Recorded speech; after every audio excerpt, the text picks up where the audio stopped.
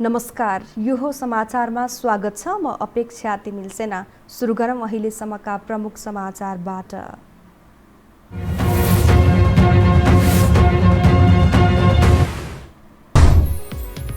प्रधानमन्त्री ओलीद्वारा काम चलाउ मन्त्री परिषदमा व्यापक हेरफेर। 8 मन्त्री र 2 राज्य मन्त्री सहित जसपाको महन्त ठाकुर पक्ष सरकारमा सहभागी। शीतल निवासमा शपथको चटारो। सर्वोच्च पूर्ण बैठकको अपूर्ण निर्णय। संवैधानिक इजलास नियमावली संशोधनमा जुटेन सहमति।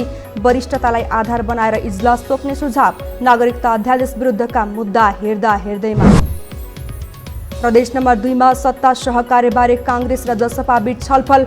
मुख्यमन्त्रीमा कांग्रेसको दाबी। गण्डकी प्रदेश सभाबाट पदमुक्त भएका कृष्ण थापा सर्वोच्चको शरणमा। कोरोना संक्रमणबाट थप 101 जनाको मृत्यु। 6653 जनामा संक्रमण पुष्टि। तेस्रो लहरमा बालबालिका बढी संक्रमित हुने स्वास्थ्य मन्त्रालयको चेतावनी।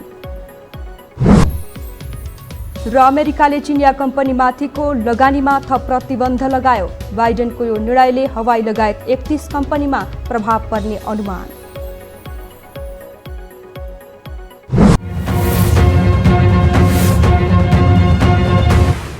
अब समाचार विस्तारमा।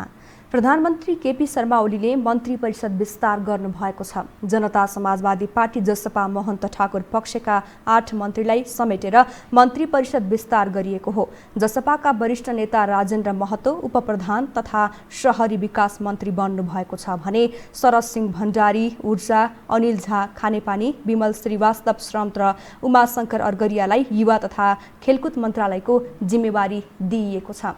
यसैगरी लक्ष्मणलाल कर्णलाई भूमि सुधार तथा व्यवस्था, उमाशंकर अर्गरियालाई वन तथा वातावरण, एकपाल मियालाई युवा तथा खेलकुद र चन्दा चौधरीलाई महिला बालबालिका तथा ज्येष्ठ नागरिक मन्त्रालयको जिम्मेवारी दिइएको छ।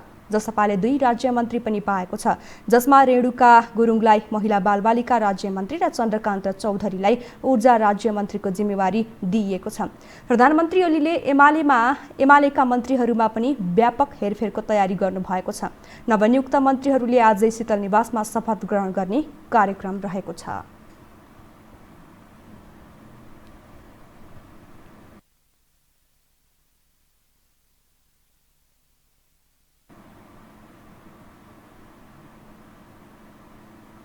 कुनै बेला भारत विरोधी भएर राष्ट्रवादी कहलिएका प्रधानमन्त्री केपी शर्मा ओली अहिले भारत परस्त भएको आरोप खेपिरहेका छन्।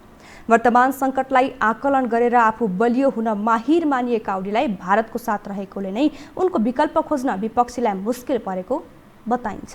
एक रिपोर्ट। गत वर्षको पुस 5 मा भएको प्रतिनिधि सभा विघटनलाई सर्वोच्चले उल्ट्याइदियो र वैकल्पिक सरकारको सम्भावना हुँदाहुँदै संसद विघटनको परिकल्पना नगरिएको ठहर गर्यो। तर 5 महिनाकै अवधिमा ओलीले जेठ 7 को मध्यरातमा दोस्रो पटक संसद विघटन गरेर पुनः मध्यावधि निर्वाचनको घोषणा गरे। संविधानको धारा 76(5) अनुसार वैकल्पिक सरकार दिन विपक्षीले बहुमत पुर्याएकै बेला ओलीले आफ्नो पनि दाबी गर्दा मुलुक पुनः अस्थिरताको खेलमा परेको हो। अहिले संसद विघटन विरुद्धका 30 वटा रिटमाथि सर्वोच्चको संवैधानिक इजलासले सुनुवाई र फैसलाको चाँजो पाँचो मिलाइरहेको छ। तर मुलुकको आन्तरिक राजनीतिमा ओली राजको आयु भने बलियो नै देखिन्छ। पछिल्लो कदमले प्रधानमन्त्री ओलीको राजनैतिक कदलाई घटाएको छ, तर सत्ताको खेलमा भने ओली झन शक्तिशाली देखिएका छन्। यसै कारण ओली शासनले विपक्षीलाई थकित बनाउँदै लिएको छ। ओलीलाई भारतले बोकेकै कारण विकल्प दिन मुस्किल परेको विपक्षीहरू बताउँछन्। यो लोकतान्त्रिक उपलब्धिहरूमाथि गुम्ने खतराको सङ्कट, प्रतिगमनको खतराको सङ्कट, यसको चाहिँ मुख्य निमित्त नायकको भूमिका केपी ओलीले गरिराख्नु भएको छ। त्यो केपी ओलीले किन चाहिँ मार्फत त्यो भइरहेको छ त भने उहाँको चरम सत्ता केन्द्रित व्यक्तिवादी महत्त्वाकांक्षा र त्यसलाई प्रयोग गर्ने चाहिँ बाह्य शक्तिहरूको कुल योगको रूपमा यो प्रक्रिया अगाडि बढिरहेको छ। जुन प्रवृत्ति मार्फत वैदेशिक हस्तक्षेप यहाँ बढेर गयो त्यो प्रवृत्तिलाई परास्त गर्नु पहिलो प्राथमिकता हो। त्यो प्राथमिकता पुरा गर्नका निम्ति, प्राथमिकताको लक्ष्य पुरा गर्ने निम्ति जो मिल्न सकिन्छ उनीहरूसँग मिल्नु चाहिँ हाम्रो हिजोदेखिको राजनीतिक कार्यनीतिको स्पष्ट दिशा हो। प्रधानमन्त्री ओलीको सर्वसत्तावादी शासक बन्ने लालसा र भारतीय प्रधानमन्त्री नरेन्द्र मोदीको हिन्दू राष्ट्रको आकांक्षामाथि नेपालको संसद र संविधान बाधक भन्दा ओलीले त्यसैमाथि प्रहार गर्न थालेको विपक्षीहरूको तर्क छ। सत्तामा टिकिरहन भारतकै पक्षमा ओली उभिरहेका बेला राष्ट्रपतिको प्रयोग गरेर चीनलाई पनि ब्यालेन्समा राख्ने काम ओलीले गरिरहेका छन्। त्यति मात्र होइन, एमसिसीलाई अघि बढाएर अमेरिकालाई समेत खुसी पार्ने ओलीको प्रयास जारी नै छ। तर संसद विघटनको मुद्दा अदालतमा विचाराधीन अवस्थामै रहेकाले आउन सक्ने फैसलाले ओलीलाई धक्का दिन सक्ने आकलन गरिएको छ। तर कतिपयले भने अहिले अदालतबाट संसद पुनः स्थापनाको सम्भावना नरहेकाले ओली अजीवित बन्ने बाटोमा अघि बढेको बताउने गरेका छन्। अब फैसला मैले बुझेको सबै गतिविधि हेर्दाखेरि भित्र चाहिँ डिजाइन जे बनेको हुन्छ र सेटिङ जस्तो हुन्छ फैसला त्यही अनुसार हुने हो। त्यो कानुनको धाराले फैसला गर्दैन। फेरि हाम्रो देशमा यो 10-15 वर्ष यताको चाहिँ यो न्यायिक क्षेत्रको गतिविधि हेर्नु हो भने एकदमै स्वेच्छाचारिता छ। त्यसकारणले गर्दाखेरि निर्णय कानुनी प्रक्रियामा गए पनि अब अगाडि लग्न खोजिएको जे हो जुन बाटो हो अहिले यो पटकको फैसला त्यही हुन्छ भन्ने चाहिँ मलाई लाग्छ। अब संसद पुनर्स्थापना हुँदैन भन्ने मेरो बुझाइ छ। सत्तामा टिकिरहन प्रधानमन्त्री ओलीले कोभिडको महामारीलाई समेत अस्त्रका रूपमा प्रयोग गरिरहेका छन्। विपक्षी गठबन्धन सडकमै आएर ओलीको प्रतिवादमा उत्रिने सङ्केत गरेकै बेला ओलीले अध्यादेश जारी गरेर सङ्कटकाल लगाउनेसम्मको सम्भावित कदमलाई गोजीमा राखेर हिँडेको देखिन्छ। सम्भावित सङ्कटको आकलन गर्दै हिँड्ने ओलीले आवश्यक प्रेरणासाथ विभिन्न अस्त्रको प्रयोग गर्ने गरेका छन्। अहिले झन् भारतलाई दाहिने पारेर हिँडिरहेका ओलीलाई नेपालका आन्तरिक शक्तिले चाहेर मात्रै सत्ताबाट अपदस्थ गर्ने सम्भावना भने झिनो हुँदै गएको छ। यो हो टेलिभिजनका लागि क्यामेरामा सुरज श्रेष्ठका साथमा सन्तोष बिके थापा, काठमाडौँ। सर्वोच्च अदालतको पूर्ण बैठकले वरिष्ठतालाई आधार बनाएर इजलास तोक्न सुझाव दिएको छ। बैठकमा प्रधान न्यायाधीश सोलेन्द्र शमशेर जबराले सर्वोच्च अदालत संवैधानिक इजलास सञ्चालन नियमावली 2072 संशोधनको प्रस्ताव पेश गर्नुभएको थियो। तर न्यायाधीशहरूले नियमावली संशोधनको साटो अहिलेकै नियमावलीभित्रबाट वरिष्ठतालाई आधार बनाएर इजलास तोक्न सुझाव दिएका थिए। प्रधान न्यायाधीश जबराले यही जेठ 18 गते सर्वोच्च अदालत बार एसोसिएसनका पदाधिकारीसँगको भेटमा नियमावली नै संशोधन गरेर संवैधानिक इजलास तोक्ने स्थायी व्यवस्था गर्ने आश्वासन दिनुभएको थियो।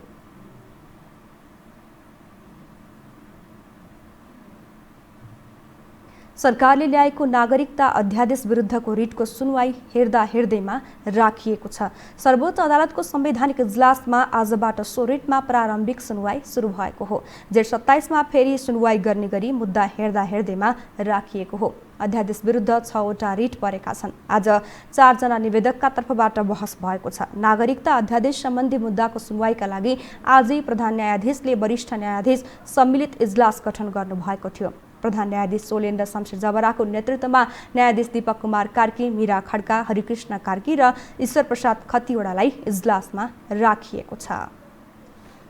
जनता समाजवादी पार्टीका अध्यक्ष उपेन्द्र यादव र कांग्रेस उपसभापति विमलेन्द्र निधिबीच प्रदेश सत्ता सहकार्यबारे छलफल भएको छ।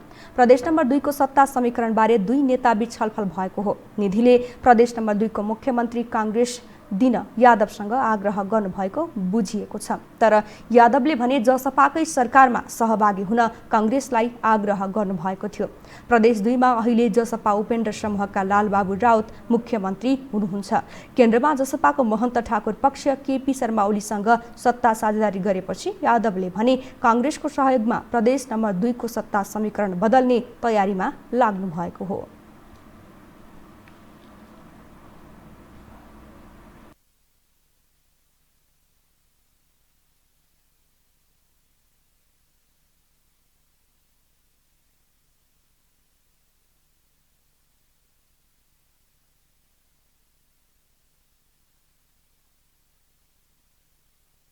जनता समाजवादी पार्टी जसपा सरकारमा सहभागी भएको छ। आज बालुवाटारमा दिनभर भएको वार्तापछि प्रधानमन्त्री ओलीले जसपाको महन्त ठाकुर पक्षलाई 8 मन्त्रालय र 2 राज्य मन्त्री सहित सरकारमा सामेल गराएका हुन्। यो सँगै जसपाको औपचारिक विभाजनको मार्ग तय भएको छ। एक रिपोर्ट। आफ्नै पार्टी विभाजन गरेर भए पनि प्रधानमन्त्री केपी शर्मा ओलीको सङ्कट मोचन गर्दै आएको जसपाको महन्त ठाकुर र राजेन्द्र महतो समूह अन्ततः सरकारमा सहभागी भएको छ। जसपाका तर्फबाट प्रधानमन्त्री ओलीको सरकारमा सहभागी भएका उनीहरूले 8 मन्त्रीसहित 2 राज्य मन्त्री पाएका छन्। वरिष्ठ नेता राजेन्द्र महतोको नेतृत्वमा सरकारमा सहभागी भएका उनीहरूमध्ये महतोले उप प्रधानमन्त्रीसहित शहरी विकास मन्त्री, शरद सिंह भण्डारीले ऊर्जा, अनिल झा खानेपानी, लक्ष्मणलाल कर्ण भूमि व्यवस्था, विमल श्रीवास्तव श्रम, उमा शङ्कर अर्गरिया वन तथा वातावरण, चन्दा चौधरी महिला बालबालिका तथा ज्येष्ठ नागरिक र इकबाल मिया युवा तथा खेलकुद मन्त्री बनेका छन्। यस्तै ऊर्जा राज्यमन्त्रीमा चन्द्रकान्त चौधरी र महिला तथा बालबालिका राज्यमन्त्रीमा रेणु गुरुङ म गएपछि सबभन्दा प्रब्लम भूमिको व्यवस्था गर्ने हो। हाम्रो अव्यवस्थित जुन छ जग्गा त्यसलाई व्यवस्थित गर्ने, भूमिहीनहरूलाई अब भूमिहीन रहन नदिने, भूमिहीनको सारा व्यवस्था गर्ने, ऐलानी जमिन ज्यादै हिनामिना भइराखेको छ सरकारी जग्गा, त्यसको रेकर्डहरू दुरुस्त गर्ने र जनतालाई सबै किसिमको सुविधा दिने। मन्त्र नै अहिले सम्पूर्ण राष्ट्रलाई हेर्ने, मधेसी जनजाति, थारू, मुस्लिम सबै जुन छन् बहिष्कृत अपेक्षित उनीहरूको अधिकार कसरी स्थापित हुन्छ त्यो प्रयास गर्ने। शुक्रबार दिनभर बालुवाटारमा भएको छलफलपछि प्रधानमन्त्री र जसपाको महन्त ठाकुर समूहबीच मन्त्रालय बाँडफाँटमा सहमति भएको हो। प्रधानमन्त्री ओलीले संसदमा विश्वासको मत माग्दादेखि विपक्षीको गठबन्धन फेल गराउन निर्णायक भूमिका खेलेको जसपालाई प्रधानमन्त्री ओलीले सरकारमा सामेल गराएर गुन्तिरेका हुन्। यसअघि पनि थरहट आन्दोलनका मुद्दा फिर्ता र नागरिकता अध्यादेश जारी गरेर ओलीले जसपालाई खुसी पार्ने काम गरेका थिए। नेपाल सरकार खास गरिकन सम्माननीय प्रधानमन्त्रीजीले जुन हाम्रो माग मुद्दाहरू सम्बोधन गर्नलाई अवसर चालिनु भएको छ, त्यसैले उहाँले अझ मजबुत गर्नको लागि चाहिँ हामी सरकारमा बसेका छौँ र देश र जनताको सामुन्ने धेरै ठुलो समस्याहरू छ, चुनौतीहरू छ। खास गरिकन कोभिडसँग चाहिँ नि नागरिकलाई जोगाउनु पर्ने छ, सँगसँगै आर्थिक मापदण्ड चाहिँ नि बनाएर आर्थिक रिफर्म्स चाहिँ नि गर्नुपर्ने अवस्था छ। यो उपेन्द्र यादव पक्ष भन्ने नै छैन, जसपा पार्टी सरकारमा सहभागी भएको छ। उपेन्द्र यादवजीलाई यो कदम मन नपरेको होला। पार्टीको प्रथम अध्यक्ष आदरणीय महन्त ठाकुर पार्टीको हरेक समितिमा बहुमतमा हुनुहुन्छ। उहाँहरू चाहिँ नि अल्पमतमा भएको हुनाले यो निर्णयलाई स्वीकार गर्नुहुन्छ। स्वीकार गर्नु भएन भने पार्टीमा चाहिँ नि पार्टीबाट उहाँहरू जान सक्नुहुन्छ। जसपा सरकारमा सहभागी भएसँगै ओली क्याबिनेटका 3 मन्त्री मन्त्रालय विहीन भएका छन्। महिला बालबालिका मन्त्री जुली कुमारी महतो, वन मन्त्री प्रेम आले र भूमि व्यवस्था मन्त्री डाक्टर शिवमाया तुम्बा हाङफेबाट मन्त्रालय खोसिएको छ। यद्यपि रक्षा, गृह र उद्योग वाणिज्य तथा आपूर्ति मन्त्रालय प्रधानमन्त्री ओलीसँगै छन्। तर जसपाको महन्त ठाकुर समूहलाई सरकारमा सामेल गराएर ओलीले सङ्कटको पैँचो तिर्ने काम मात्रै गरेनन्। एक पक्ष सरकारमा सामेल भएसँगै जसपा विभाजनको औपचारिक खाका तयार भएको छ। यो हो टेलिभिजनका लागि सन्तोष बिके थापा, काठमाडौँ। गण्डकी प्रदेशसभा सदस्यबाट पदमुक्त हुनुभएका कृष्ण थापाले आफ्नो सांसद पद कायम राख्न माग गर्दै सर्वोच्च अदालतमा रिट दायर गर्नुभएको छ। थापाले बिना आधार राष्ट्रिय जनमोर्चा पार्टीले आफूलाई कारवाही गरेको भनी सांसद पद कायम राख्न माग गर्दै रिट दिनुभएको हो। उक्त रिट आजै सर्वोच्च अदालतमा दर्ता भएको छ। राष्ट्रिय जनमोर्चाले थापालाई पार्टीबाट निष्कासन गरेको पत्र प्रदेशसभा सचिवालयमा दिएपछि बिहिबारको प्रदेशसभा बैठकमा सभामुख नेत्रनाथ अधिकारीले थापा निष्कासनमा परेको जानकारी गराउनु भएको थियो।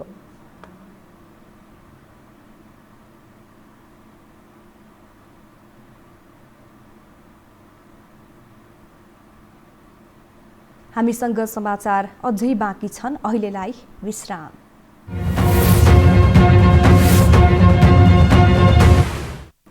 विश्रामपछि स्वागत छ। अब बाँकी समाचार। नेपालमा पछिल्लो 24 घण्टामा थप 6,653 जनामा कोरोना भाइरसको संक्रमण पुष्टि भएको छ। स्वास्थ्य तथा जनसङ्ख्या मन्त्रालयका अनुसार 20,813 जनाको परीक्षण गर्दा पिसिआर विधिबाट 4,624 जना र एन्टिजेन विधिबाट 2,029 जनामा संक्रमण पुष्टि भएको हो। यस्तै थप 8,663 जना निको भएका छन्। त्यसैगरी कोरोनाले थप 101 जनाको ज्यान गएको छ। यससँगै नेपालमा कोरोनाका कारण ज्यान गुमाउनेको संख्या 7,731 पुगेको छ। नेपालमा हाल 97,649 जनामा सक्रिय संक्रमित रहेका छन्।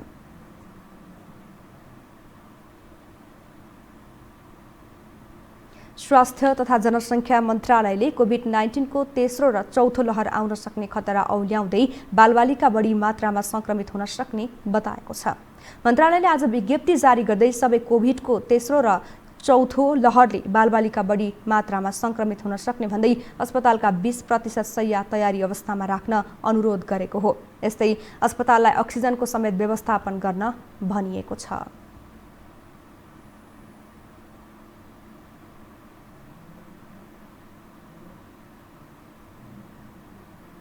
सरकारले चिनिया कम्पनी सिनोभ्याक्स कोभिड-19 विरुद्धको खोपलाई अनुमति दिएको छ। स्वास्थ्य तथा जनसङ्ख्या मन्त्रालय अन्तर्गतको औषधि व्यवस्था विभागको आज बसेको बैठकले अनुमति प्रदान गरेको खोप 18 वर्षभन्दा बढी उमेर समूहका मानिसहरूलाई लगाउन सकिनेछ। गत मङ्गलबार मात्रै विश्व स्वास्थ्य सङ्गठन WHOले आपतकालीन प्रयोगका लागि अनुमति दिएको थियो। नेपाल सरकारले यसअघि भारतको सेरम इन्स्टिच्युटले उत्पादन गरेको कोभिसिल्ड, चिनिया कम्पनी सिनोफार्मको भेरोसेल र रुसी खोप स्पुतनिक भी र भारतीय खोपको भ्याक्सिनलाई आपतकालीन प्रयोगको अनुमति दिइसकेको छ। काठमाडौँ उपत्यकामा केही खुकुलो बनाएर 10 दिन थपिएको निषेधाज्ञा आजबाट लागू भएको छ। जेठ 14 गतेदेखि किराना पसलहरू समेत बन्द गरेर एक साताका लागि कडा निषेधाज्ञा गरिएकोमा आजदेखि भने केही सेवा चल्न दिने गरी नयाँ व्यवस्था गरिएको हो। अब काठमाडौँ उपत्यकामा बिहान 9 बजेसम्म किराना लगायत केही पसल खुला गर्न पाइने भएको छ।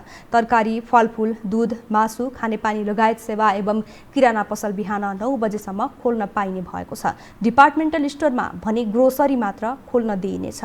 राति 9 बजेदेखि बिहान 9 बजेसम्मका लागि निर्माण सामग्रीको ढुवानीका साधनहरू सञ्चालनको अनुमति दिइएको छ। काठमाडौँमा बैंक तथा वित्तीय संस्थाको हकमा प्रधान कार्यालय र 3वटा शाखा वाणिज्य बैंकले, विकास बैंकले प्रधान कार्यालय र 2वटा शाखा, वित्त कम्पनीले प्रधान कार्यालय र 1वटा शाखा खोलेर सेवा दिन पाउनेछन्। अत्यावश्यक बाहेकका सरकारी कार्यालय, सार्वजनिक संस्थान र बिमा लगायतका कार्यालयको सेवा प्रवाह हाललाई स्थगित गरिएको छ। जेठ 31 गतेसम्म थप गरिएको निषेधाज्ञामा खाद्यान्न पसलदेखि मोटरसाइकल वर्कसपसम्मका केही सेवाहरूलाई भने खुला गरिएको हो। आजदेखि बिहान 9 बजेसम्म वर्कसप पनि खोल्न दिइने भएको छ।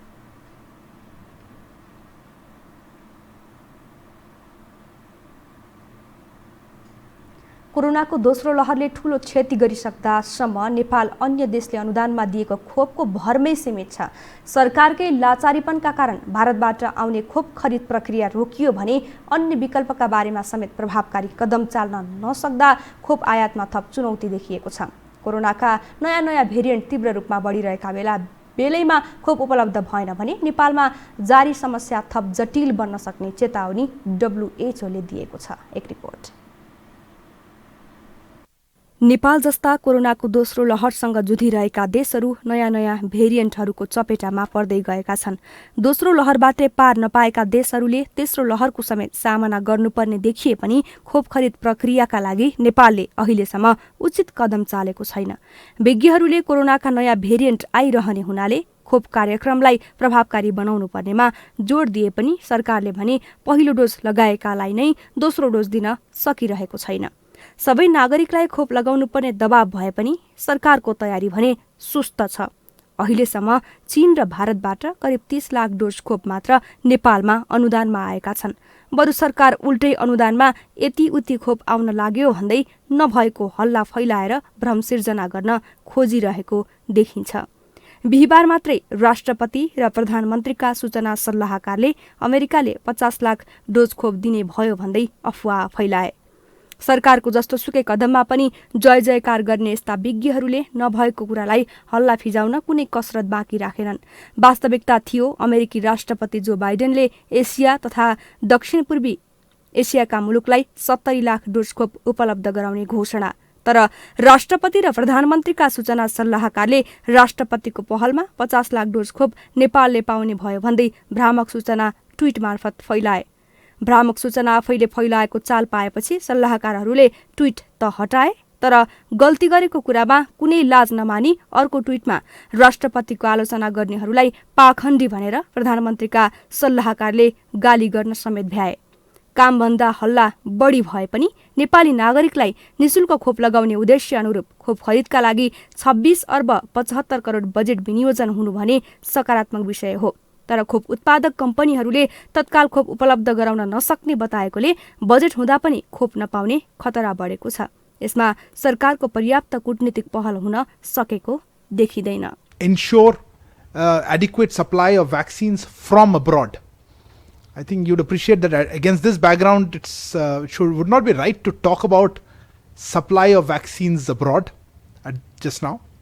As we have repeatedly conveyed, we are currently purposing domestic vaccine production for our own vaccination program.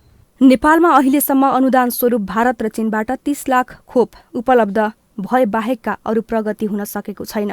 नयाँ भेरिएन्ट तीव्र गतिमा बढेको भन्दै खोपको विस्तार बढाउनका लागि भरपर्दो आपूर्तिको अभाव रहेको अवस्थामा पुनः संक्रमण वृद्धि हुने अत्याधिक सम्भावना देखिएको भन्दै डब्ल्युएचओले चेतावनी दिँदै आएको छ। नेपालमा कोभिड-19 विरुद्धको खोप अभियानको तयारी तथा कार्यान्वयनका लागि आवश्यक सहयोग उपलब्ध गराएका छन्, तर पनि आपूर्तिमा भएको ढिलाइको कारणले हाल अभियान रोकिएको छ। नेपालमा छिट्टै खोप उपलब्ध भएन भने अहिलेको कठिन अवस्था निरन्तर रहने डर छ। नेपालको कुल जनसङ्ख्याको करिब 7% अर्थात् 21 लाख मानिसले मात्र खोप पाएका छन्, जसमध्ये 7 लाख भन्दा केही बढी व्यक्तिले मात्र खोपको दोस्रो मात्रा पाएका छन्। अहिलेको आवश्यकता भनेको बाँकी 14 लाख मानिसलाई एस्ट्राजेनेका खोपको दोस्रो मात्रा उपलब्ध गराउनु हो। सरकारको लाचारीपनका कारण भारतबाट आउने खोप पनि रोकिँदा र बेलैमा विकल्पका बारेमा प्रभावकारी कदम चाल्न नसक्दा खोप आयातमा थप चुनौती बढ्दै गएको छ। त्यसो त भारतबाहेक तेस्रो मुलुकबाट खोप खरिद गर्न सहज हुने भए पनि सरकार र सरोकारवालाको स्वार्थमा भारतकै खोप कुर्दा खोप आयातमा थप विलम्ब हुने देखिन्छ, जसले गर्दा नेपाल कोरोनाका अन्य लहरको पनि सामना गर्न असफल हुने देखिन्छ।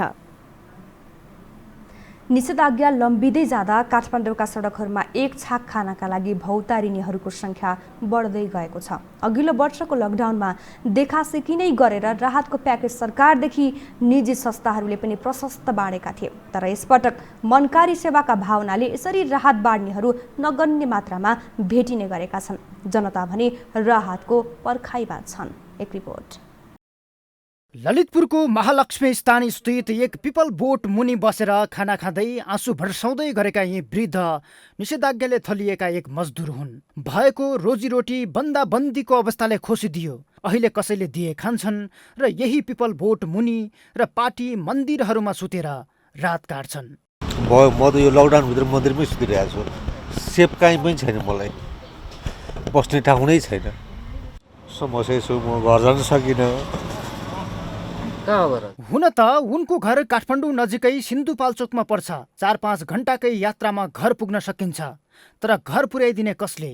पहुजमा हुनेहरूले सहजै पास लिएर ओहोर दोहोर गरिरहेका छन्। तर निषेधाज्ञा हुनु अघि काठमाडौँ झरेका उनको घर जान नपाए पार्टीकै बास भएको छ।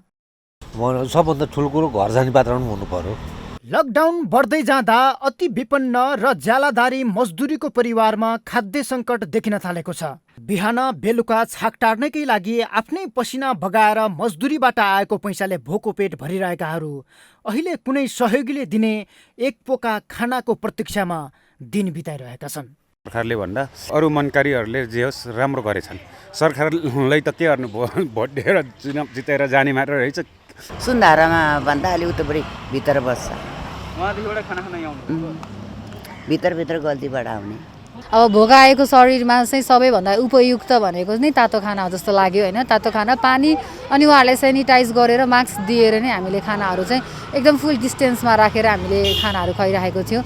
यिनै गरिबहरूको देशका सम्पन्न प्रधानमन्त्रीले बालुवाटारको सिसाभित्रबाट कोही नेपाली भोको मर्नु पर्दैन भन्ने युक्ति दिन थालेको लामै समय भयो, तर बाहिर सडकमा भोकाहरूको रोदनले यो देशमा गरिब भएर बाँच्न पाउने अधिकार नै नभएको प्रष्ट सङ्केत गरेको छ। सडकमा अलपत्रहरूको पनि जीवन हुन्छ भनेर बुझिदिने कसले? त्यसकारण सरकारले तत्काल राहतको व्यवस्था गर्न जरुरी छ। यो हो टेलिभिजनका लागि क्यामेरामा डिबी मगरका साथ सञ्जय घिमिरे, काठमाडौँ। ललितपुर महानगरपालिकाले कोरोना संक्रमणबाट निधन भएका व्यक्तिको परिवारलाई 1 लाख रुपैयाँ सहयोग प्रदान गर्ने निर्णय गरेको छ।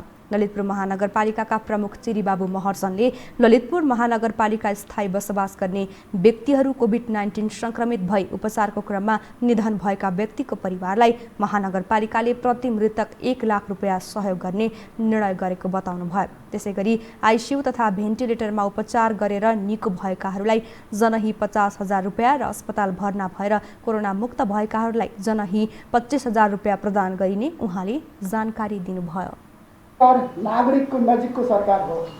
नागरिकको जीवनमा आइपर्ने प्रत्येक सुख दुःखका साक्षी हामी छौँ। तसर्थ कोभिड दोस्रो भेरिएन्ट सुरु भएपछि कोभिड सङ्क्रमित भई उपचारको क्रममा निधन भएमा व्यक्तिका परिवारलाई महानगरले प्रति मृतक 1 लाख रुपैयाँ सहयोग स्वरूप प्रदान गर्ने निर्णय गरेको छ। त्यसै गरी आइसियु तथा भेन्टिलेटरमा रही उपचार गरेर निको हुनुभएकालाई जनही 50,000 र अस्पताल भर्ना भएर कोभिड जितेकाहरू प्रत्येकलाई 25,000 प्रदान गरिनेछ। महानगरभित्रका प्रत्येक ओडामा पिसिआर र एन्टिजेन परीक्षणको व्यवस्था गरिएको प्रमुख महर्जनको दाबी छ। उहाँले महानगरपालिकाले अक्सिजन सहितको अत्याधुनिक आइसोलेसन सेन्टर सञ्चालनमा ल्याएको पनि बताउनुभयो।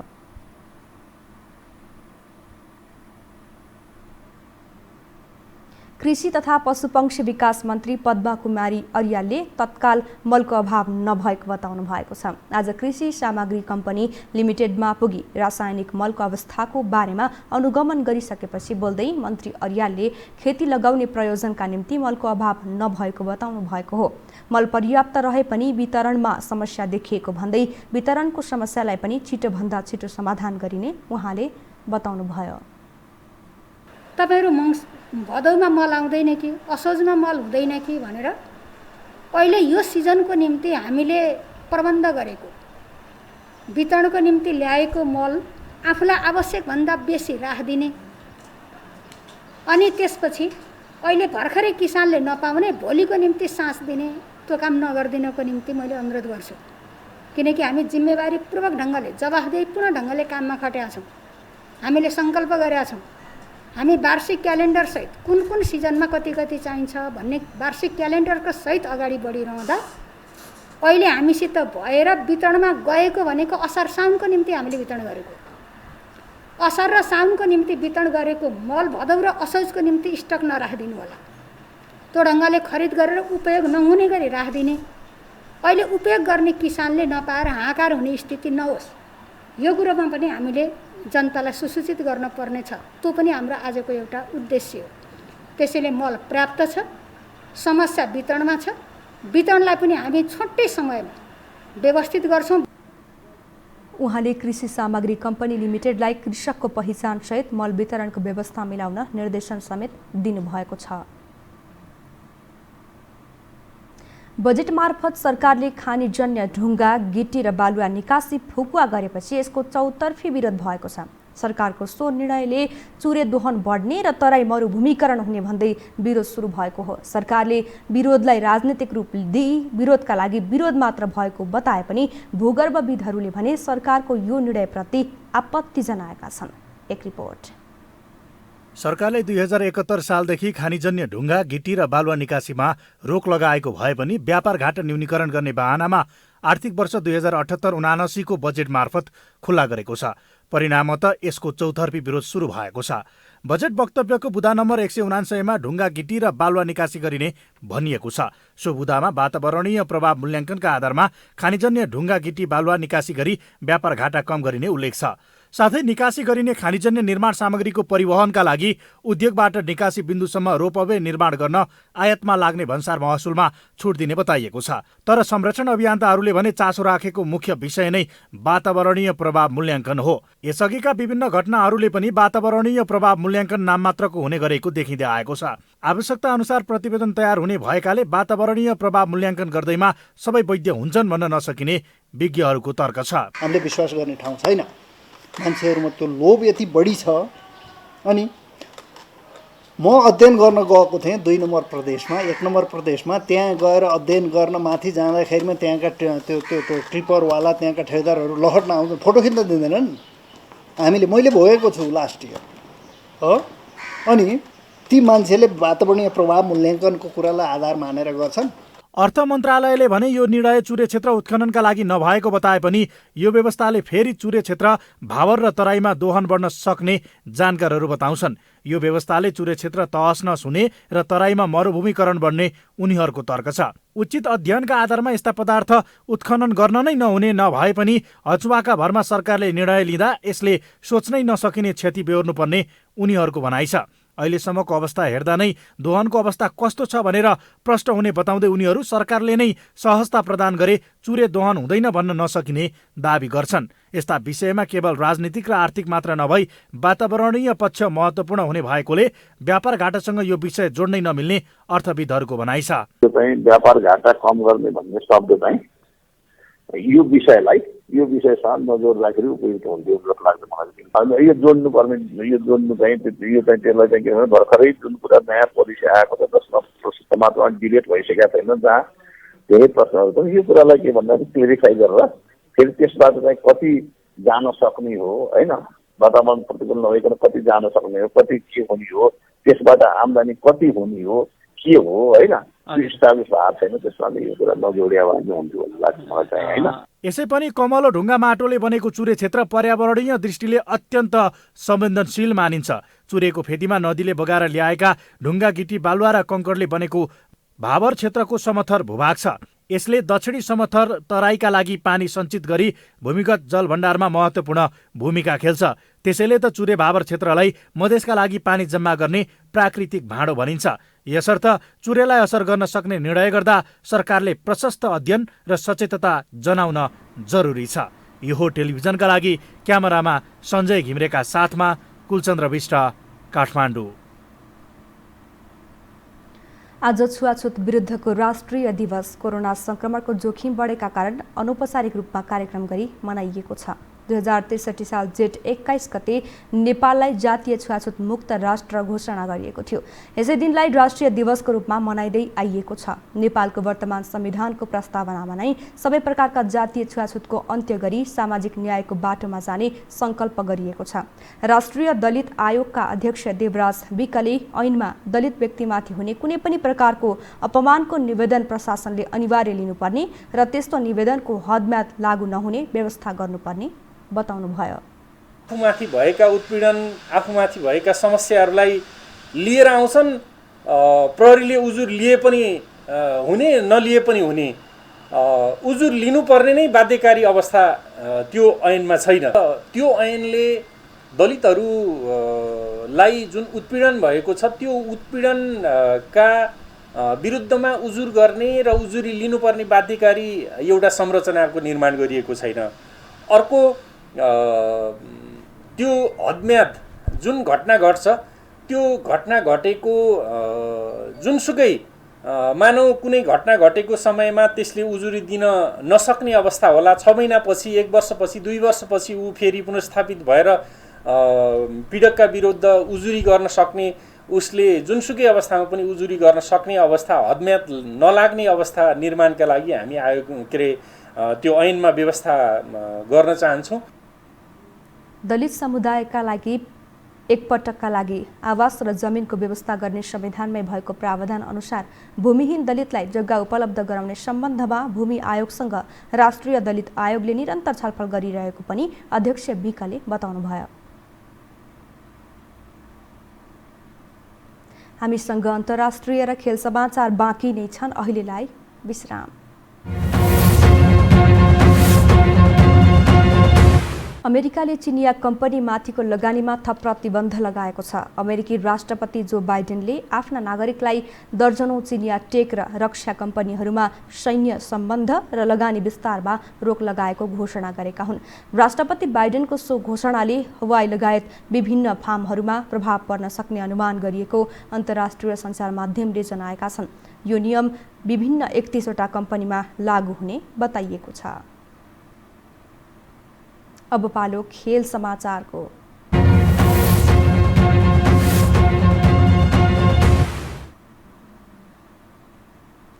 पाकिस्तानले क्रिकेट बोर्डले इङ्ल्यान्ड र वेस्ट इन्डिज भ्रमणका लागि राष्ट्रिय टिमको घोषणा गरेको छ। बाबर आजमको कप्तानीमा बोर्डले टिमको घोषणा गरेको हो। पाकिस्तानले इङ्ल्यान्डसँग टी20 र 1 दिवसीय सिरिज खेल्नेछ। पाकिस्तान र इङ्ल्यान्ड बीच 3 खेलको टी20 र 3 खेलको 1 दिवसीय सिरिज हुनेछ। सिरिज जुलाई 8 देखि 20 सम्म हुने तालिका रहेको छ। यस्तै पाकिस्तानले वेस्ट इन्डिजसँग 5 टी20 र 2 खेलको टेस्ट सिरिज खेल्नेछ। खेल समाचारसँगै हामी यो समाचारको अन्त्यमा आइपुगेका छौं। बिदा हुनु अघि प्रमुख समाचार पुनः एकपटक।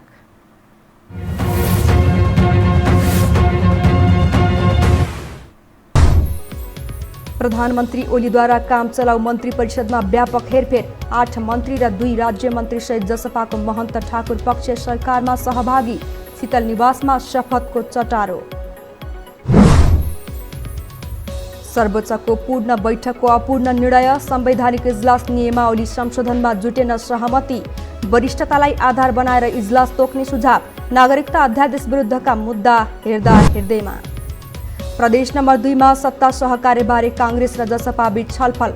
मुख्यमन्त्रीमा कांग्रेसको दाबी। गण्डकी प्रदेशसभाबाट पदमुक्त भएका कृष्ण थापा सर्वोच्चको शरणमा। कोरोना संक्रमणबाट थप 101 जनाको मृत्यु। 6653 जनामा संक्रमण पुष्टि। तेस्रो लहरमा बालबालिका बढी संक्रमित हुने स्वास्थ्य मन्त्रालयको चेतावनी। र अमेरिकाले चिनिया कम्पनी माथिको लगानीमा थप प्रतिबन्ध लगायो। बाइडेनको यो निर्णयले हुवाई लगायत 31 कम्पनीमा प्रभाव पार्ने अनुमान।